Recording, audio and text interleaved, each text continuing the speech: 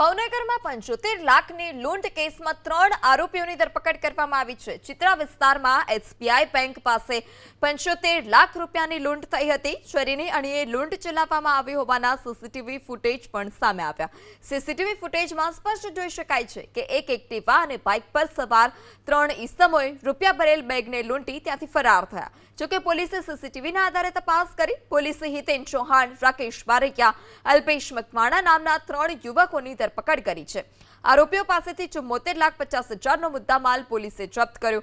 પકડાયેલા ત્રણેય શખ્સોએ રેકી કરીને લૂંટની ઘટનાનું ષડયંત્ર રચ્યું હોવાની પણ માહિતી।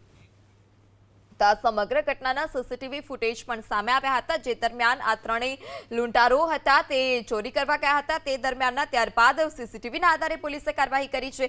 ત્રણેયને ઝડપી પાડ્યા અને 75 લાખની લૂંટનો જે ભેદ હતો તે ઉકેલાયો। તબક્કે ફરિયાદીના સંપર્કમાં હોય એવી શક્યતાઓ બહુ ઓછી છે। ફરિયાદી બેંકમાં રૂપિયા લેવા ગયો છે અથવા રેગ્યુલર બેંકનું એને કામ પડતું હોય છે એવી ફરિયાદીનો કોઈ જાણીતો માણસ આમને ટીપ આપતો હોય એવી પોલીસને દ્રઢ શંકા છે। બાકીની ચોક્કસ વિગત એમની પૂછપરછમાં નીકળશે।